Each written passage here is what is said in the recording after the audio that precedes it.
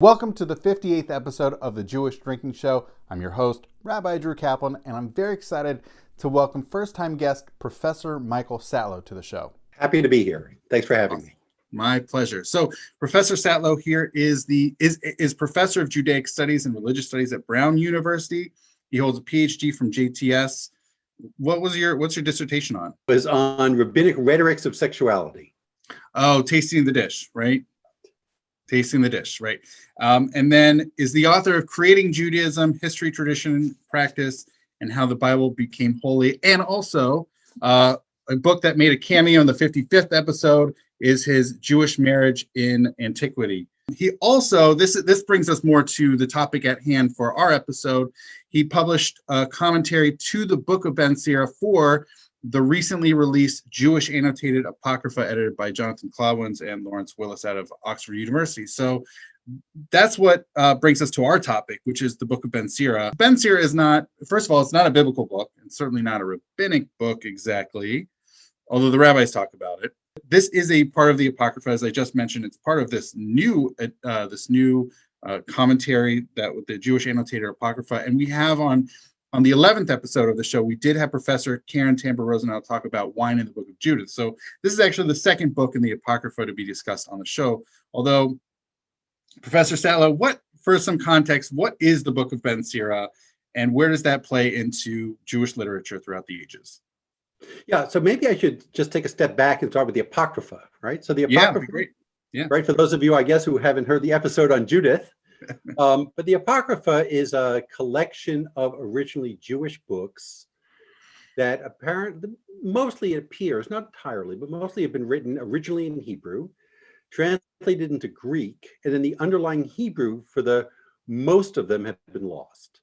Those books were not preserved by and large, and we'll get to the one exception, by Jews, but in fact were preserved by Christians. They made it into a section of the Bible that is considered to be holy or kind of quasi-holy by different denominations of Christians. Mm-hmm. So you'll find the Apocrypha, for example, in Catholic Bibles, but not in every Protestant Bible, although you'll find it in some Protestant Bibles. Mm-hmm.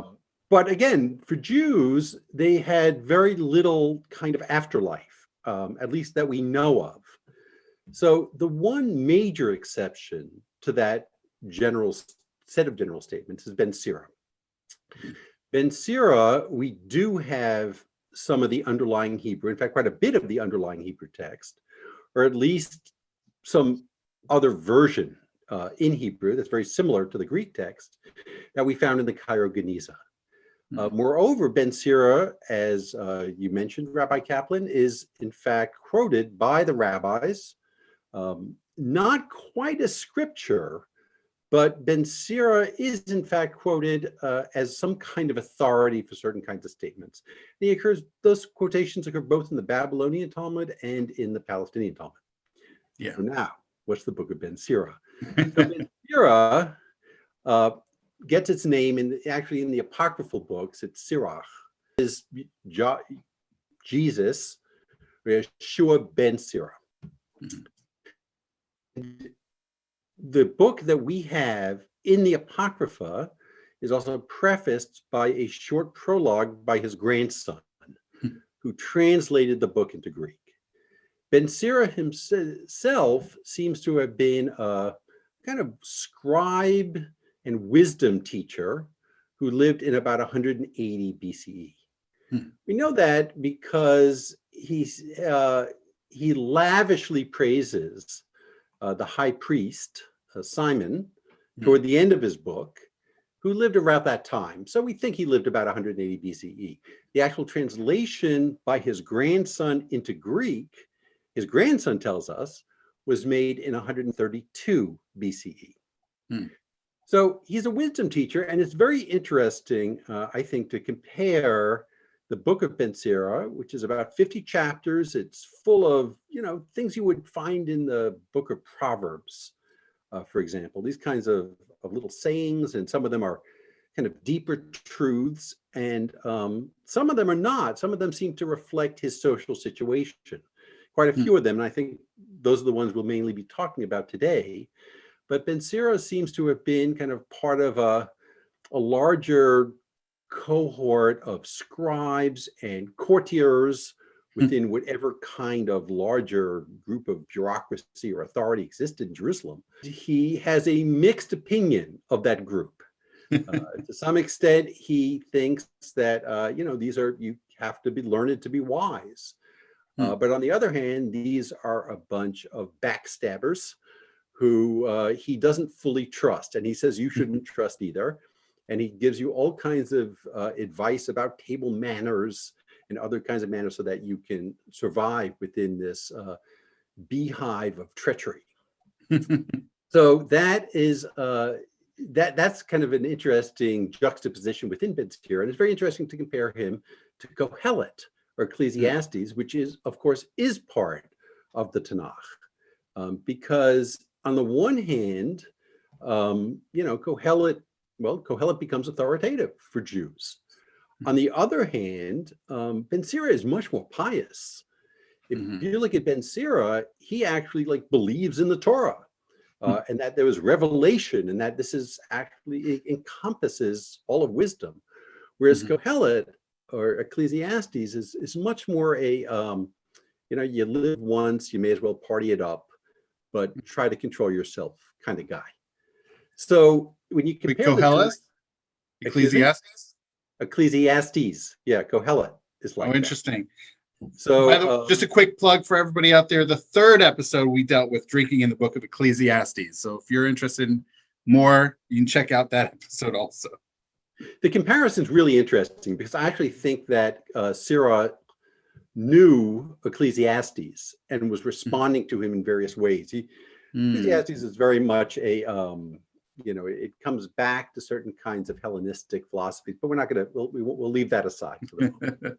It does have this afterlife in some manuscripts, Hebrew manuscripts, again, as I mentioned, that were found in the Cairo Geniza. But after that, he kind of disappears too. There is no real afterlife of Ben Sira within Jewish traditional texts post the early Middle Ages. So he gets lost, and finding those fragments, and we found other little fragments also among the Dead Sea Scrolls. So we knew it was an early text in Hebrew that had been carried along. Yeah, just one of those texts that get lost. And it makes you kind of wonder about the texts that got lost for which we don't have any evidence, of which we assume there are many, many such texts that Jews in antiquity read, but they just don't survive. This newly published Apocrypha commentary. So you offered a commentary. Where's the translation from? The translation is actually taken from the New Revised Standard Version. So it's the Protestant translation, and it has originally scholarly / Protestant. It's published by Oxford University Press, so it's like their other study Bibles. Kind of follows along with the same translation. The book itself is interesting because, as I mentioned before, the apocryphal books got very little play in later Jewish tradition. And to some extent, this is an attempt to reclaim those books as Jewish books. So the commentary, there are many different commentaries, of course, on Ben Sira and on all the apocryphal books. And they all have their own angle. My charge for my commentary and for all the other commentators in the volume was to try to understand this as a Jewish book.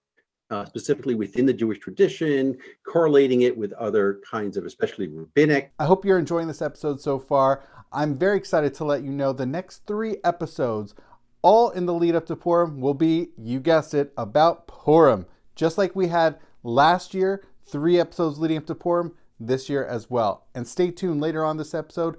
I'll give you a sneak peek into next week's episode. As a little bit of an introduction of wine here in this book, it actually appears numerous times throughout the book.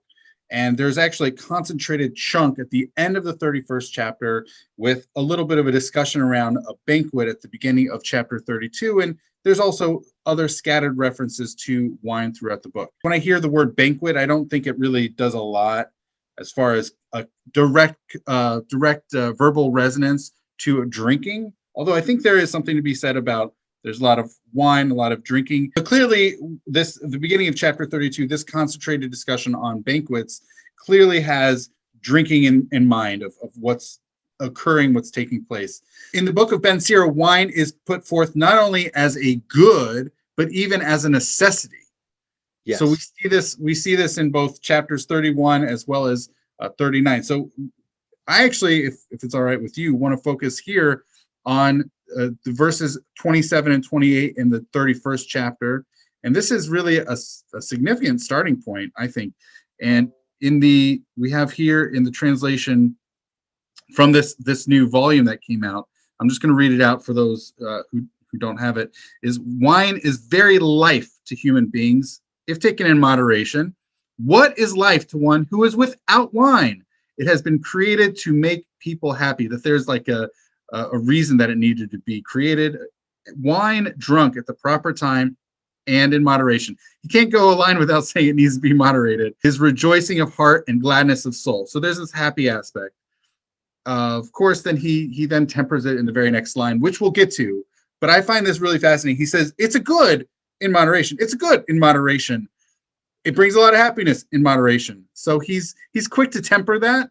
So it's not an unqualified good. Yeah, no, I think that's absolutely right. So there's the famous line, of course, wine makes the heart glad. Yain samach levav anosh. He is following in the biblical wisdom tradition in saying how much it brings joy to life, to human life. It's not a specifically Jewish thing, but to human life. And although he tempers it, whereas the book of Psalms and the book of Ecclesiastes does not offer any qualification, he immediately does in the very same line, in 2 lines in a row. Right, and of course he's gonna harp on that point for a little bit too. He does say, what is life without wine? And he actually goes a little further. I would like to connect these in verses 26 and 27 in the 39th chapter. He enumerates 10 different things that are elements necessary for human life, for a person's life, and wine is it makes the top 10 for Ben Sira. Absolutely. Right. Yeah. So I think whatever conversation needs to happen about wine in the book of Ben Sira, it's a good, it's essential. It should be moderate. He's advising moderation. He doesn't say it needs to be moderated, but it seems to be the path to the best utilization of wine. Well, that's right. I mean, one could even talk about this more generally, right? So this stands within the kind of, it is a component, although as you pointed out, a kind of mild component of the wisdom literature, but it's also a very big component of Hellenistic philosophy and the kind of ethos that Ben Sira would have been familiar with in Jerusalem in the second, the 2nd century BCE. Mm-hmm. This idea of moderation. So actually moderation pervades the book. It's not just wine. And there's another, when one kind of thinks about this theologically as well, and thinks about it, for example, in contrast to the rabbis do, everything in the world is good because God is good. Yeah. So you create everything, but everything also has to be kind of regulated and controlled, and there are limits on how things in the world are to be used and their purpose in life and the purpose in the world. So wine certainly is among them. Is aware that it's an essential for life. It makes you happy. And then of course he gets into kind of, with wine especially, plays an important role in the social life of the community in which he lives. Yeah. Another thing, in going along with the lines of good, as wine as good, he then mentions it in chapter 40, verse 20, as being, there are different manuscript traditions out there. So this is an issue of contention amongst the extant sources. So one views this as wine and music, and one views this as wine and beer. It's yain v'sheichar or yain v'shir. But either way, both are good. Whether it's wine and music or wine and beer, both are good, but not compared to wisdom, which seems to go back to what you were saying, Professor Satlow. Wisdom pervades this book, right? Right. So they're both good, but in a sense of hierarchy, wisdom trumps. It's just better. Yeah, I don't think. I mean, for him, it's a qualitative, not a quantitative difference. So there's wisdom, and that's ultimate good, and then there are the enjoyments of life. Yeah, and those are different kinds of goods. So they're not really even on the same scale. You can even think about whether it's wine and music or wine and beer. You could think of them as being more ephemeral, whereas wisdom is more everlasting, right? Absolutely. Yeah. Yeah. And so perhaps that could be an aspect where that is preferable. It's also more actionably preferable. They help guide one's life, whereas these are just mere fleeting aspects of enjoying life. Right. Now, the music part is actually a kind of, I mean, I think that is an important aspect, and we get that elsewhere in Ben Sira as well, because wine isn't just, it's not come home from work and sit on your little sofa and have a glass of wine to cool down for the day. For him, wine is also a social activity. It takes place in a communal setting, and in that communal setting often has music. Mm-hmm. So it's all part of a conviviality experience. Right. So in chapter 32, verse 6, he talks about how well wine pairs with music. And as you mentioned, it's part of that banquet context, that conviviality, and whether it was a convivium or a symposium, whatever it was, but certainly having those two combined there's like a synergistic aspect to enjoying that wine. Yeah, I mean, he assumes, I mean, to put this in kind of a little bit flip, but kind of modern terms, he assumes that these are scribal cocktail parties. Mm-hmm. And they're going to be happening. All the scribes get together and, with other important members of the court, and they're going to have, somebody playing the harp in the corner, and they'll be drinking wine. And that wine will be preferably good wine, because and not just the new wine, which is the sweet wine. Speaking of new wine and old wine, is that he also compares it in verse 10 of chapter 9, that wine is compared to a friend, that it gets better with age. The more time you spend with someone and have that relationship develop. So to wine, when it's fresh, it's new, it's sweet. It also doesn't have a lot of character, but give it time to age, it will develop and be significantly improved. That's right. And he's also, I mean, he talks more about friends than he does about wine through the book. Friends are really very important to him, because there are people who say they're your friends, but they're not your friends. And again, this goes back to this whole context within a kind of a bureaucracy. And you mentioned at the top of the show about the backstabbing and being careful, right? That's right. Those are the people who they claim to be your friends, but they're not. So there he's kind of saying, well, the longer you develop a friendship, the longer you develop trust. This is kind of, this is typical wisdom literature, stuff that you would think is a little bit intuitive or just comes from living. You learn, whereas, other people, well, you shouldn't really trust them that much. This is really interesting when it comes to chapter 31, verse 31, which is, do not reprove your neighbor at a banquet of wine, probably a mishteh yain in Hebrew, and nor despise him in his merrymaking, and speak no word of reproach to him, and do not distress him by making demands of him. So I don't know how much this is necessarily within. Of course, these things are within the context of a banquet, of a wine drinking session or a wine drinking party. But I also wonder, just stumbling upon a friend who's drinking, and whether it's reproving your neighbor, despising them, all these things. And this reproving and despising has echoes of Leviticus 19, of reproving and not hating one's fellow in their heart, but rather reproving them. So that's from Leviticus chapter 19. So that's a little bit of an echo there. But just saying, you should think about it and have a little bit of wisdom around the timing and the contextuality of this reproving and not hating your fellow. I think sometimes we can see someone who's enjoying themselves, they're having a great time, they're loving it, and it could seem that in someone's heart, bothered by one's friend, why are you enjoying yourself so much? Didn't you know you wronged me or you did something? And it just seems, even though that's the right action, it's a terribly inappropriate timing and context. Yeah, I think for Ben Sira, this is all about context. It's all about you're here at this banquet. Let's again go back to a business cocktail party, and you have wine flowing, and people's inhibitions are down. Yeah, and bad things can happen. So Ben Sira is here trying to give a kind of moderating perspective. Not only should you not get too drunk, have a glass or two, enjoy it, but don't do more than that. But so you don't get out of control, but other people will be going out of control, and you have to kind of know how to deal with that as well in a way that makes sense within that social context. Yeah. So sticking along the lines of banqueting, we also have still within chapter 31, we have verses 25 and 26, which again go to more of this sort of concern that it's not all just a great time, but that there should be some concerned exercise or some care and caution. I hope you've been enjoying this episode so far, and here is a sneak peek into next week's episode featuring Professor Vadim Putu speaking about an early Kabbalistic take on drinking on Purim.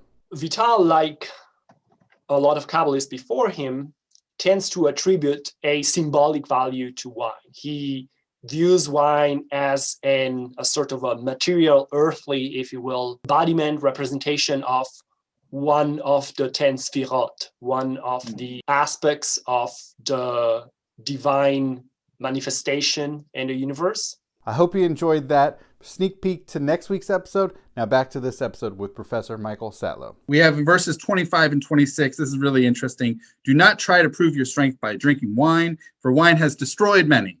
As the furnace tests the work of the smith, so wine tests hearts when the insolent quarrel. So this could go in different directions, because on the one hand, it's interesting. When I think about the second part of verse 25, wine destroying many, that almost sounds more of like a long-term thing. Whereas trying to prove one's strength by drinking wine, it seems to be a particular moment in time, almost like a contest, which are two different things, although both nevertheless still true. I do appreciate your commentary here, which was like today, some in antiquity believed that excessive drinking was a sign of masculine strength, of this. It's more than just arm wrestling. It's wine pong. Yes. Seeing how much one can stand up to this, which is really fascinating. It's like a contest here, but he almost says, don't try to get into such contests. It doesn't help anybody. Getting into such contests doesn't really help anybody. Right. And I think actually you're right that this is working on two levels. I mean, one is the kind of really immediate moment contextual level. Like, you start getting involved in out drinking your colleagues, and then you will say something or do something that you will really come to regret. That will be your downfall, that somebody will use against you in that context. But then there's something much kind of broader going on, which is the idea of self-control. And this connect to that broader theme in Ben Sira. So again, if you lose overly drinking too much is losing self-control. It's kind of like sleeping with too many people, which he kind of he's going to start making that equivalency too. And that kind of loss of self-control, that is a downfall in itself. So it's a character downfall, or a tragic flaw, if you will, in a human being. So that's why one has to be really careful. Right. And I find it really fascinating that he sandwiches this on the front end. Then he has those two verses that we mentioned earlier about wine being good, wine being sort of an essential aspect of someone's enjoying of life, tempered by moderation, of course. And then on the back end, then sandwiching it with verse 29, which is wine drunk to excess leads to bitterness of spirit, to quarrels, and to stumbling. And I don't think this needs any explanation. I think this is this is evident for anybody who's ever seen anybody. Correct. This is the most straightforward, simple, everlasting truth with regards to wine. But yeah, I mean, it also provides an explanation as to why in the previous two verses he makes sure he inserts in moderation because of these things that people, could stumble upon. Right. I think that's one of the most fascinating insights, aspects of this book, of studying it, of reading it, of seeing how evergreen these are. Sure, there's a lot of, as you mentioned, very particular social context of what he's dealing with in the Jerusalem bureaucracy in the early 2nd century BCE, and yet at the same time they're nevertheless evergreen, everlasting human concerns. Some are for sure, but I mean, at other parts, like when we get to women, no. Here, Ben Sira is very much a product of his age, which is not our age. Right. So it's not 100%. It's moderation. It's not 100% one thing or the other. It's moderation. And also, speaking of moderation, he at the very end of chapter 18 and the first verse of chapter 19, he says, "Don't be a zolel or sova, then nothing will be in your pocket, and this worker will not become rich." That if someone, and this channels I want to say the Ben Sira or Mora, this rebellious child in the book of Numbers, Deuteronomy. Deuteronomy. I stand corrected. This rebellious child, who is, as the rabbis later understand it, he's a glutton for meat and he just drinks so much wine, and so someone who's they're becoming a lot of wine, and here with the worker, it almost sounds like it's a foolish expenditure of money on the meat and the wine. Comparison with this rebellious son of who's just such a glutton, having so much meat, having so much wine, a glutton and a drunkard. And here too, that even especially for a worker, maybe, thinking along socioeconomic lines, maybe it's okay if you have the means to afford it. But if you're really just spending all your income just on these fleeting enjoyments of life, and perhaps even overdoing it as a glutton and as a drunkard, it's not going to work out well for this person. Right. And I think this is also, and then the very next verse in chapter 19 is, "Wine and women make men of understanding stand aloof." So it's interesting that wine and women are now being brought together, but also even men of understanding, that someone who has a good mind about them, yet wine can make them, lose out in life. Yeah, and again, I think there too, it's beginning to get at these two different levels.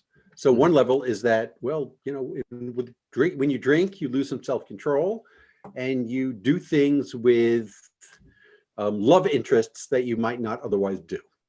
That's on the local contextual level. But then there's the larger level, right? The kind of more, level of character, where when you start drinking too much, you're having too much sex, you're just not controlling yourself.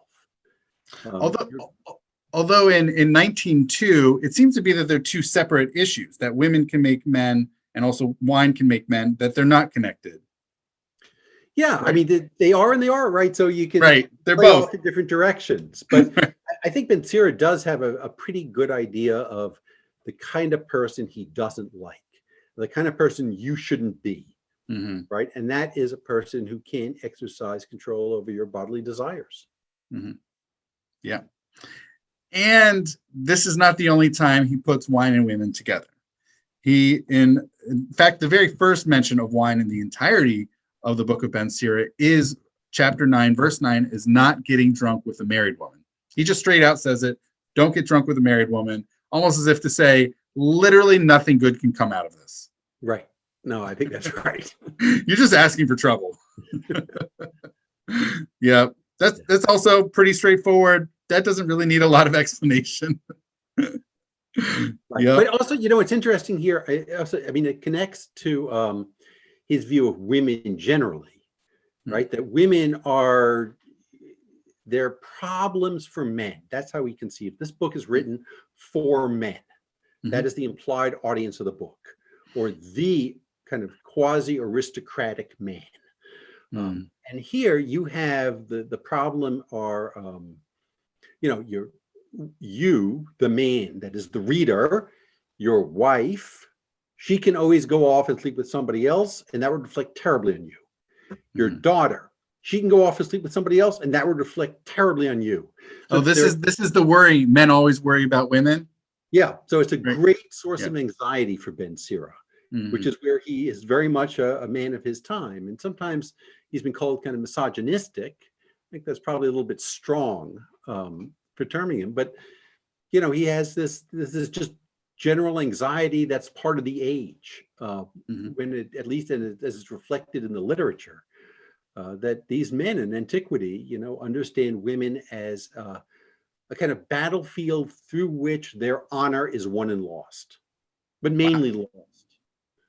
Wow. So that there too, you do have that going on at the same time as this whole thing with the wine. And when you put the two together, that's just like really bad news. That's really asking for it. And speaking of which, we have one further wine and women verse, which is in chapter 26, verse 8, that a drunken woman gets very angry and doesn't even cover up her own shame, which I feel is almost a little bit of a euphemism, the shame aspect. I think that goes on this general ancient attitude Mhm. that women in general have a hard time keeping control, and you put wine in them, and they have an even harder time keeping control.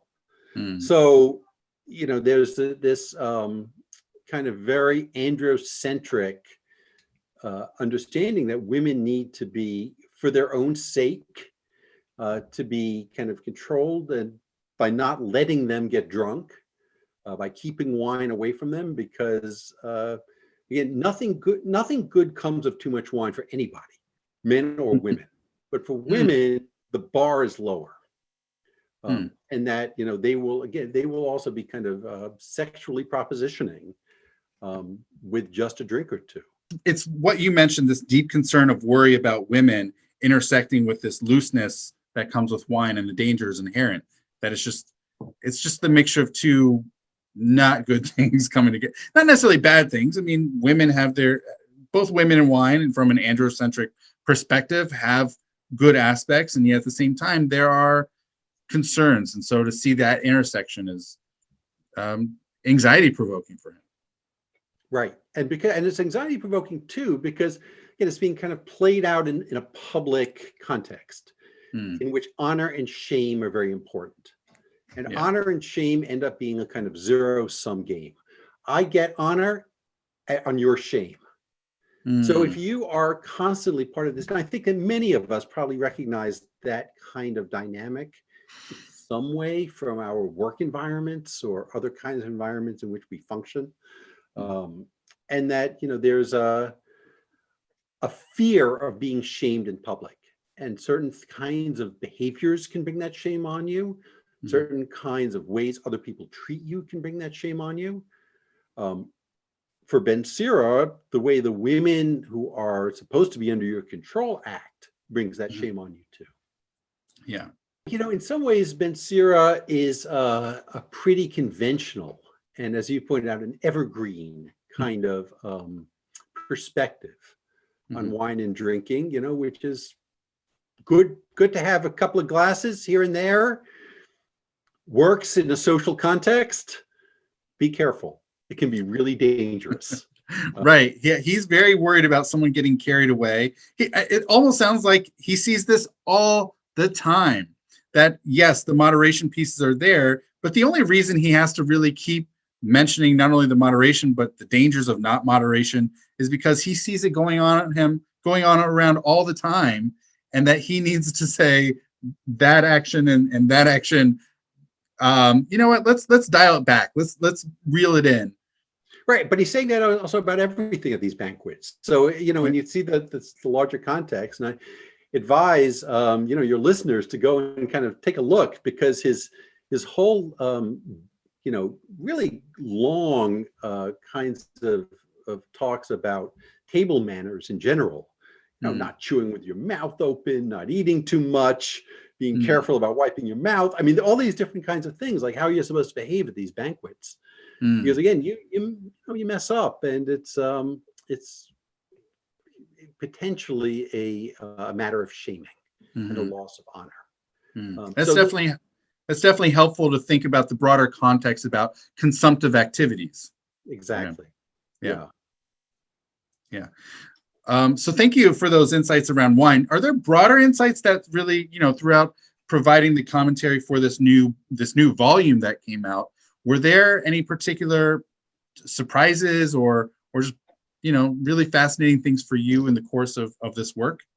Well, I've never done a commentary before. So I've written many other things, but not a commentary. So this was really kind of interesting for me to kind of move through and to try to read the book with the context of, well, really having to like understand every verse and trying to make it accessible, and to make it accessible, especially for a Jewish audience, specifically, or as a Jewish book, even to a Christian audience. So that was a really interesting experience for me. I cannot say, I wish I could say that I ended after spending several years with now my friend Ben Sira. I ended up liking him less. Really? So how so? What? As an individual. So you think about it, this is somebody you want to have at your dinner table, right? I mean, you get to know the guy intimately, at least only from the writing. Right? There's one little piece of him. The book itself it certainly has these great, moments, beautiful different pieces, really solid, interesting advice, but it's a little bit disorganized. His attitude toward women is just nothing, and he has these other kind of dispositions that are a little bit distasteful. So it's a kind of interesting thing to engage him from a kind of modern perspective. As well, and have understanding from him as a person of his age. I do have one final question for you, which was, what was it like coming from a background of rabbinic literature and approaching this text? It does get, as you mentioned, it does get mentions in both the Babylonian and the Palestinian Talmuds. How was it for you to bring your rabbinic literature scholar lens to this book? I mean, it was very interesting. So there's some things really resonated very well. They just boom. You know that the Talmudic passage that kind of correlates with it. Kind of pops into your head right away. So you could see that there is a kind of general connection. But I would emphasize the general part of that connection because in that time period, so the rabbis are living some 300 years or so after Ben Sira. But the whole place is infused with a kind of Hellenism, the certain kinds of very conventional ways of thinking, and that you see some kind of carryover, over the course of this time is to be expected. But is also interesting. And it's also interesting for me. It's always more interesting to some extent where they diverge. Where Ben Sira is not actually reflecting, he's going off with something that is just less, you see much less of in the rabbis. Professor Satlow, this was really fantastic. And I want to thank you so much for spending your time and sharing your wisdom. My pleasure. Thank you so much for having me. This was a lot of fun. Oh, fantastic. And l'chaim. L'chaim.